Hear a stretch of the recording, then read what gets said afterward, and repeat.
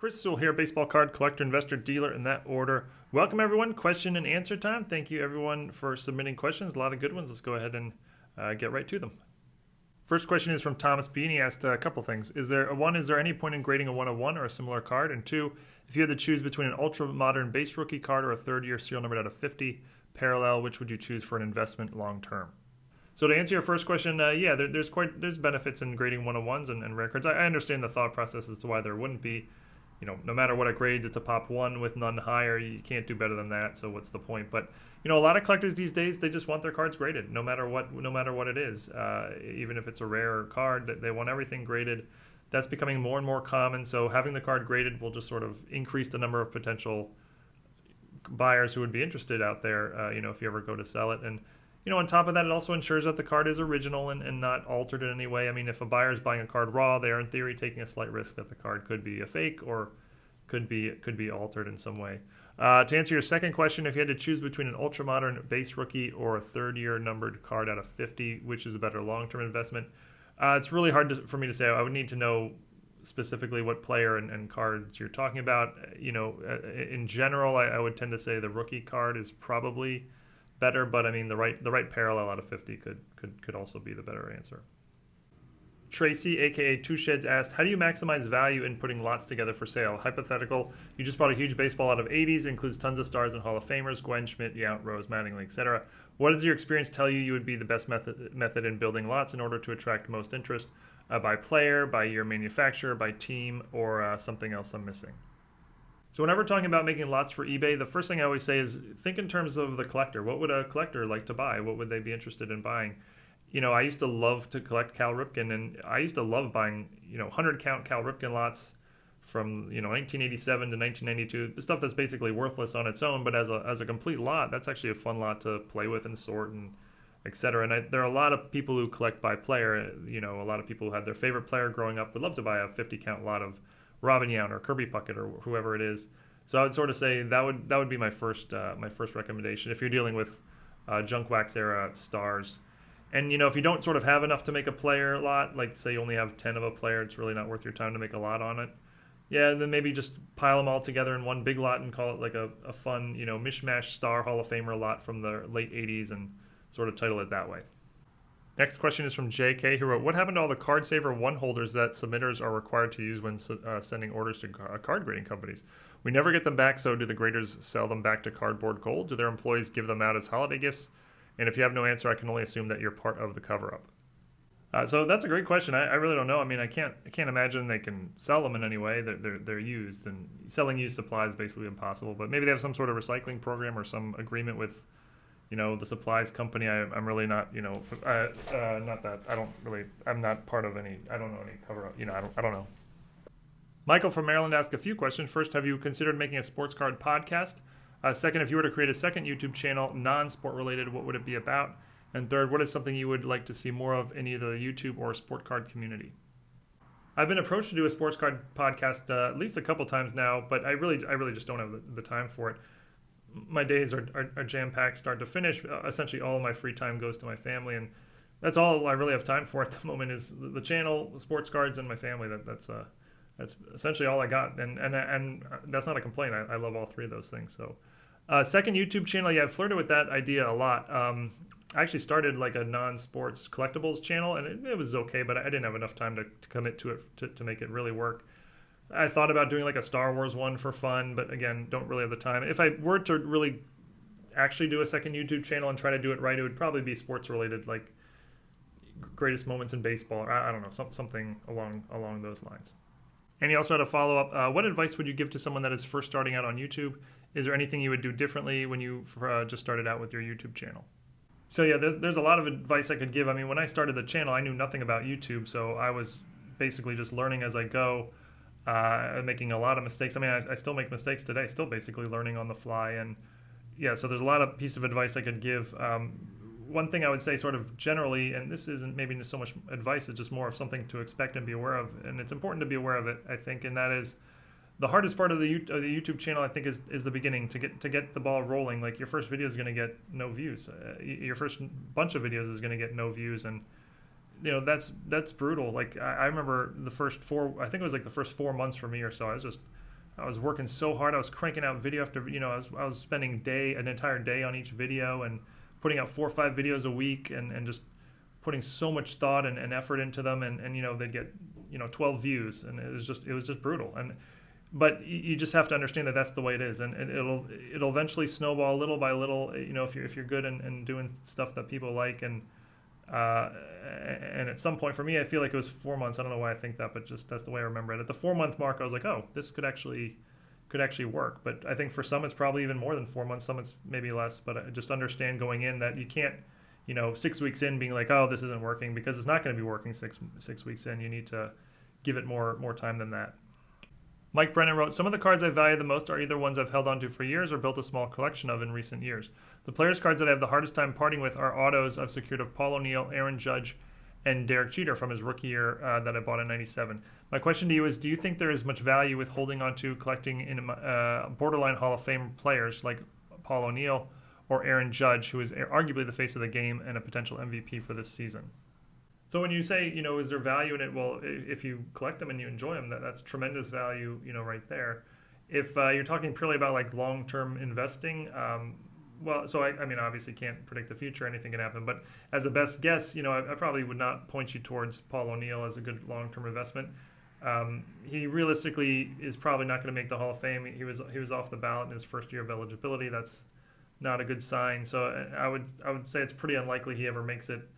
And that's sort of the only way I would ever see his card values really rising, realistically. For Aaron Judge, he's an interesting one. I mean, he's putting up crazy numbers, but he's got something big working against him. That he started his career very late. His rookie season was his age 25 season. That's quite late. I mean, players like Juan Soto and Manny Machado and Mike Trout and Bryce Harper, all these guys started, when they were 19 or 20. That's a big head start. 5-6 seasons there to put up home runs and add career numbers to your totals that Aaron Judge is just sort of starting at a disadvantage from. I mean, he may make the Hall of Fame eventually for sure, but he's just sort of starting behind in the race to begin with, so it's just like a disadvantage. Short-term wise, meaning like a year or 2 years or 5 years, yeah, he'll be going up or down based on having good seasons, bad seasons, assuming he continues to play. So from like a short-term investment strategy or medium-term investment strategy, he may be a good pick, but long-term, I would, personally would not pick Aaron Judge. Saad Siddiqui wrote, I think I'm pronouncing your name right. Extended rookie sets collectability, initially Jordan Star XRC, wasn't that coveted or respected. Then all of a sudden it turned around and became the big money card. Modern dynamics is that there's usually one set that will produce XRC cards. Limited print runs is for modern football. It is Select that started in 2016. The key card that year being Mahomes. My question is regarding 2002 Inspirations XRC LeBron James. It's his earliest card in an NBA jersey. Also, the first 50 are silver hollow foil. Remaining are numbered to 499.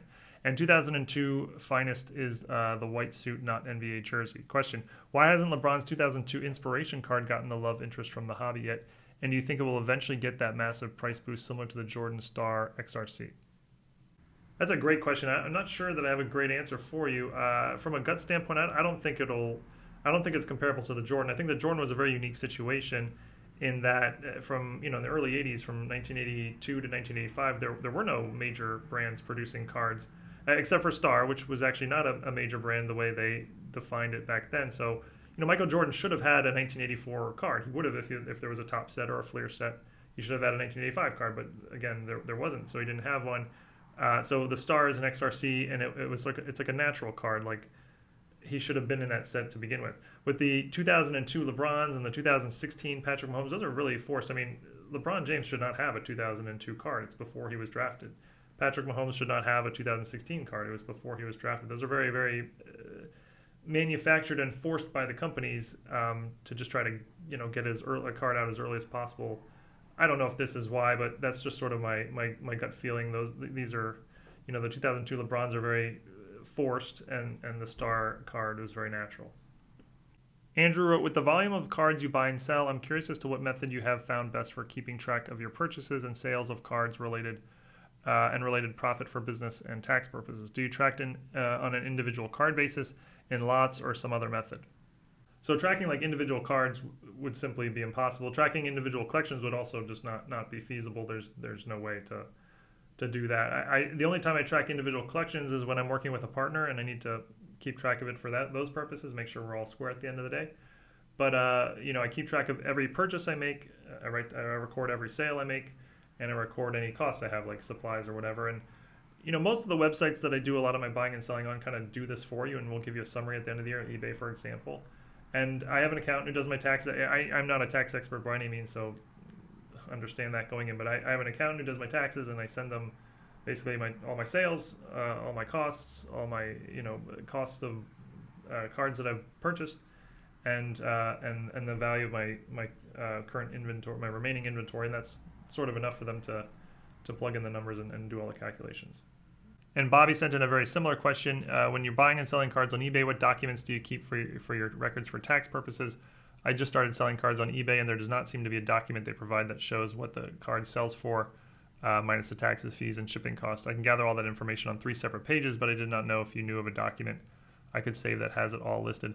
Bobby also says he's a bigger fan of the regular rollers than the high rollers. I've never heard that before. I think you may be the only one there, Bobby. Yeah, now that you say that, maybe eBay doesn't provide that sort of well, starting now in 2022, they're going to be issuing 1099s to anyone who sells. I think it's a really low amount, like $600 or more over the course of the year. So that'll be everything you need regarding your sales on eBay for tax purposes, is the 1099 you get at the end of the year. I update my books once a month. The way I have it set up is any sales I do on eBay gets directly deposited into my bank account. So all I do is at the end and that's after they've taken out their fees and taxes. So what I do is at the end of the month I just go through my bank and add up all the bank deposits eBay has made into my account, and that's my total eBay sales for that month. And let me just reiterate, I'm not a tax expert by any means, so you probably should not be getting tax advice from me, but that's how I do it. Neil wrote, I've been collecting the 2009 Topps Chrome refractors out of 500, all in PSA 9 with very low pop counts. I'm close to completing the set, and as I believe this set will hold extreme value long term. I also have a couple of 10s, but 9s are definitely more achievable. I've been buying up basically every available graded card out of 500 to control the market, so I have stacks of PSA 8s and 7s, and also SGC 9s and 8s and HGA 9s and 8s. I have all the players, which will be near impossible to get a high grade due to those players not being relevant at that time. Interested to hear your thoughts on this set and strategy. It will be a long-term hold, hopefully for generations to come. So that's an interesting strategy. I mean, I hadn't heard of that before, but yeah, 2009 Topps Chrome. I assume you mean basketball. Yeah, the same way 2003 Topps Chrome is for LeBron, or 1996 Topps Chrome is for Kobe. 2009 Topps Chrome will be for Steph Curry. I don't know if you have Steph Curry or James Harden or DeMar DeRozan or who else is Blake Griffin. It's actually a pretty loaded year for rookies. I don't know if you have the big ones or not, but yeah, that'll sort of probably always be a relevant set, kind of because Steph Curry's in there and that's his key rookie or one of his key rookies. So from a long-term investment standpoint, I think that probably will play out if I were to guess. And it sounds like you're having a lot of fun doing it, so that's cool too. Michael Golden, musician extraordinaire, wrote, how do you store your cards for optimal preservation? What supplies do you use? Temperature-controlled rooms, dehumidifiers? People spend so much money on condition-sensitive cards, and this seems important to know for the long run. So I don't really do much. I mean, I just make sure that the temperature is reasonable and they're kept out of the sunlight or kept out of light in general, and that's basically about it. I mean, I think your really only concern is to avoid sort of like extreme things, like super hot, super cold, super moist weather, or keep them out of the sunlight for stretches, or keep them out of the light for long extended stretches. If it's nothing extreme, I don't think there's going to be any sort of real impact. Most of my cards my PC cards are graded, so they're already sort of protected that way. And then in addition to that, most of my valuable cards are at the bank safe deposit box. I don't even have control over that stuff. I assume the bank, uses reasonable temperatures, but again, I don't think you're really in any sort of concern unless there's something extreme going on. I've been storing cards for 30 years, and I've really never encountered any sort of long-term problems with that stuff. Stephen wrote, what is your biggest flip? I always find it remarkable someone who is the opportunist enough to, or just be a wizard, to buy something very affordable and flip it at a price very high for a profit. I know that you have many adventures in the hobby, so I wanted to know, if not, what's your most cherished item in your collection? One that even though someone asked the moon for it, you wouldn't sell it.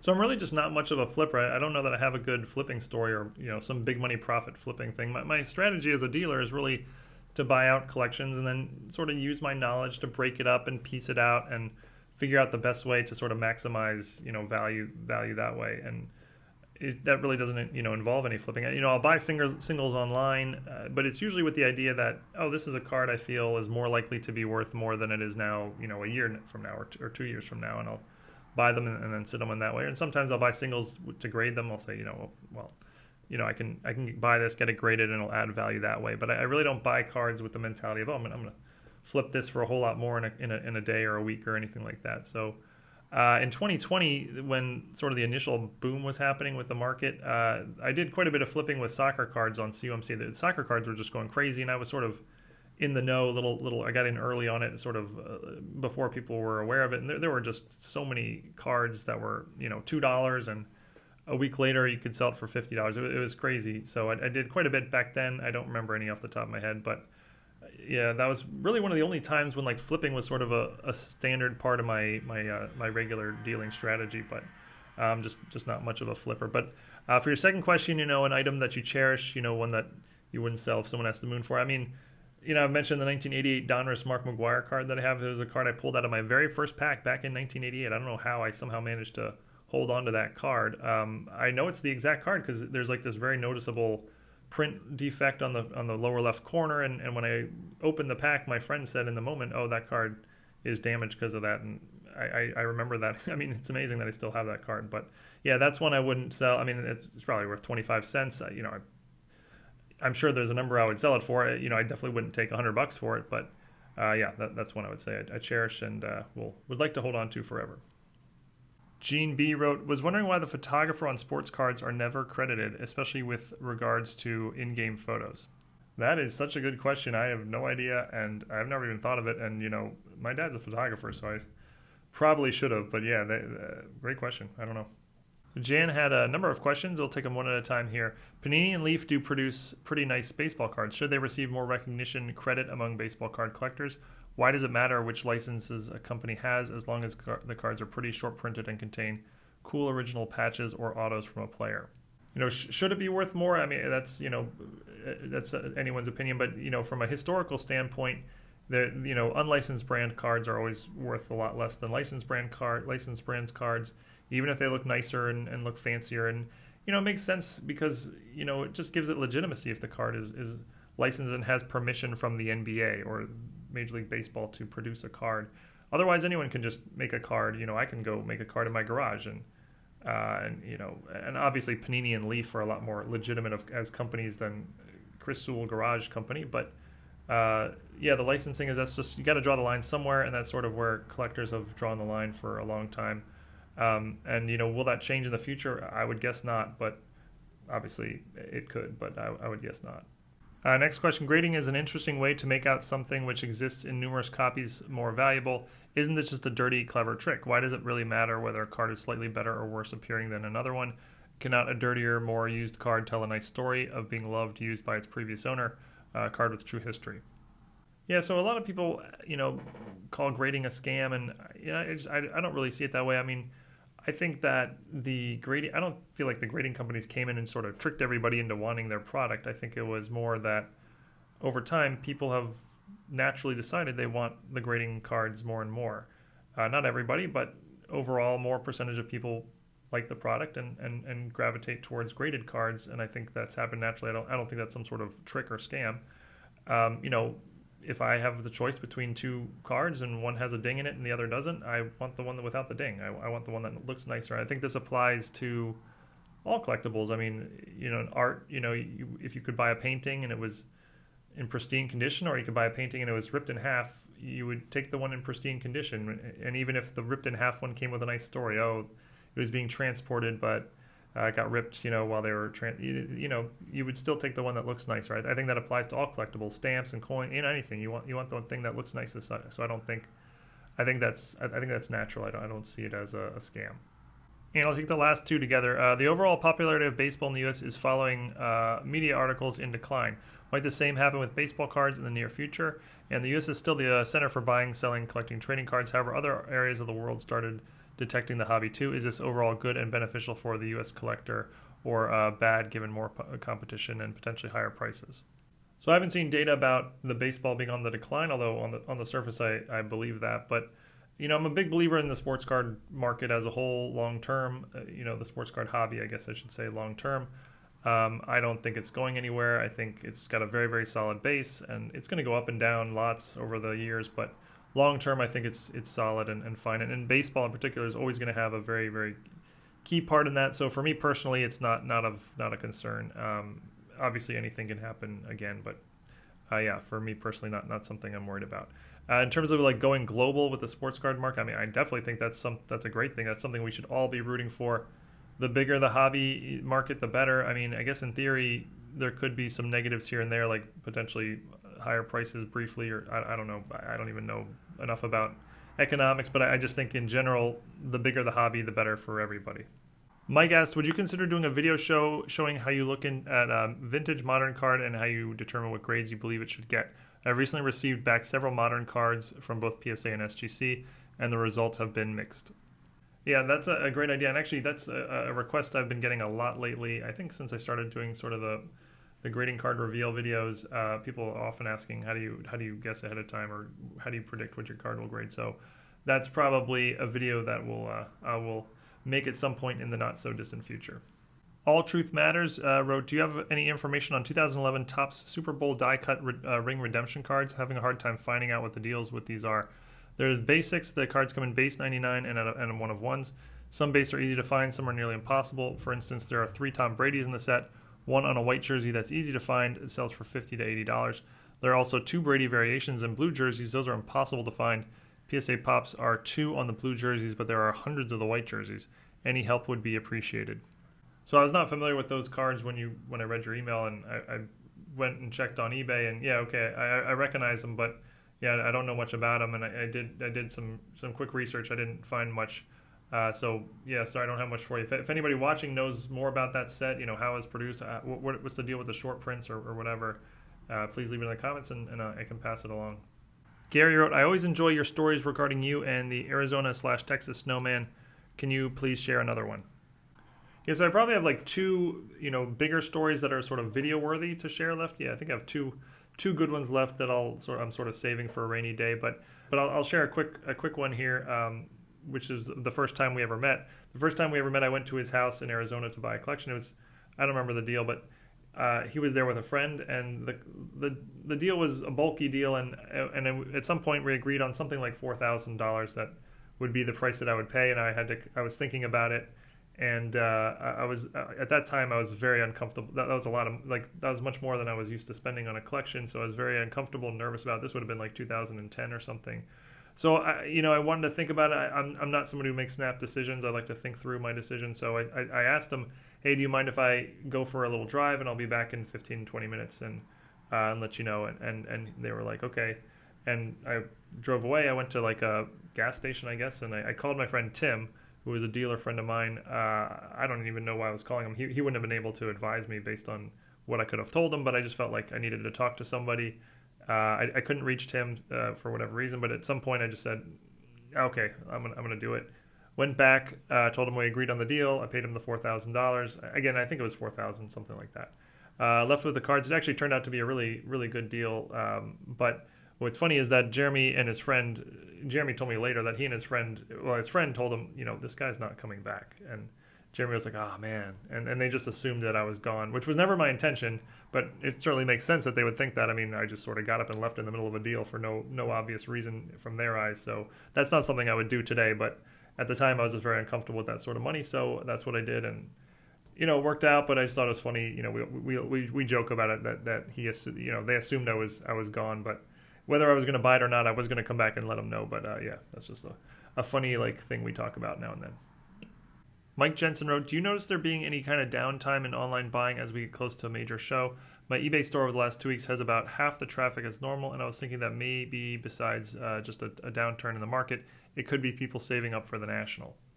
I haven't really noticed that, but I've actually heard quite a few people say that or something very similar. So I think there's probably something to that, and it makes sense, right? I mean, even someone like me, I'm going to the National this year. I want to have lots of money available in case a deal pops up.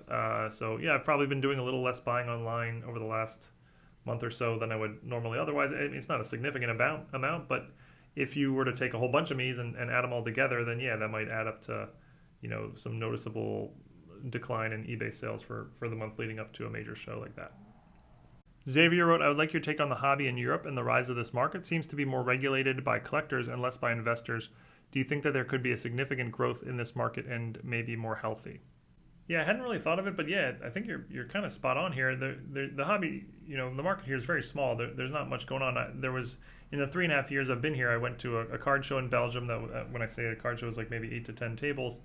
I went to a card show in Germany, also 8 to 10 tables. And actually there was recently a card show in the Netherlands, which I went to, which was about 8 to 10 tables, something like that. There's also a card store that's recently opened in Germany that's really, really cool, but it's about an hour and a half from me. And then there's actually Dave & Adams, which is a very successful U.S. company, is opening a store in the Netherlands, and it's only going to be about 30 minutes from my place, so excited about that. But that's not the question. I haven't met a whole lot of people here who are hobbyists, but those who I have met are essentially all collectors. I mean, it's all about the collecting. It's actually very, very refreshing. Like the last guy I met, he was a big basketball fan from the 1990s. He had he had a huge like Glenn Rice collection. He had a huge Vlade Divac collection. Just a bunch of it's all about the collecting. There's very little talk about like investing or if I grade this I can turn it into that's not sort of part of the game plan. It's a very, very collector based market. Very nice to see. Just sort of like a nice throwback to when it was a little more of a hobby. I mean, I love the environment today, but it is nice to see. And yeah, I think in terms of it growing here, I think it's growing slowly but surely.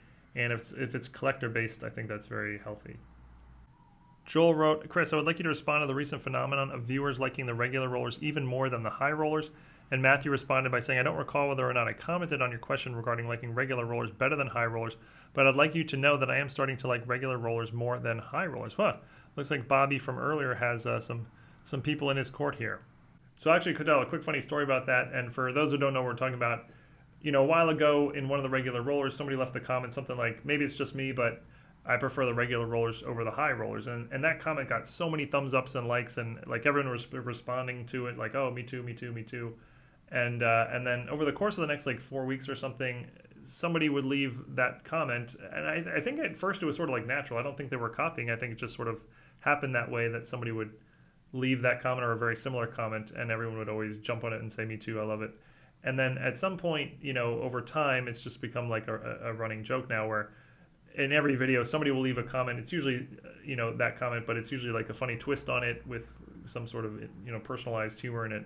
And everybody jumps on it with their own sort of twist. It's a sort of a fun thing going on at the moment. But the quick funny story is that maybe 4 or 5 weeks in, I don't know, maybe it was even more than that. But at some point, that comment had been left every week for a while. And then there was a week where nobody left that comment, and I remember like looking at it and like having this totally unreasonable like panic moment, like, wait, nobody's left the comment. Did I do something wrong? Did I screw this? Did I forget? Did I not post? What happened? Like, did I not post it? Did I forget? Are people mad at me? What happened? And this is not like me at all. But for some reason, just that moment, I told my wife, and she's like, Chris, come on, it's nothing. And then eventually, somebody did actually leave the comment that week. So it was, anyway, that's my quick funny story about that. Paragamers wrote, Ken Golden and his scoreboard bankruptcy scandal, and also what are your thoughts on members only cards, specifically basketball 1990s? I don't know much about the Ken Golden thing. I mean, that was a long time ago, late 90s or something like that. All I know is, I'm not even sure this is right, but I think scoreboard was, the leading one of the leading authenticators for autograph memorabilia in the 90s maybe, and they at some point some fakes got through. I don't even know if that's right, but at some point they went bankrupt and they're long out of business. But again, that was in like the late 90s, so I don't know the details of that. But the members only cards from the 1990s basketball, yeah, those are totally legit parallel cards. I don't know that I would say I'm a fan of them or anything, but yeah, they're completely legit cards. And last question is from Raul. What in the world would I do with a count of 650 1987 Topps Roger Clemens cards asking for a friend? Somebody's been checking out my eBay store. That's funny. I actually had 2 of those lots. I already sold one for like $100. I don't know. I don't know what you would do with it, to be honest, but there's got to be somebody out there who's interested, right? But that's it. Thank you, everyone, for watching, and thank you, everyone, for all the great submissions. And as always, if anyone feels like I didn't answer your question in full, or if you have like a follow-up question, feel free to leave it in the comments, and I will do my best to follow up. But really appreciate it as always, and see you all again real soon. Thanks, everyone.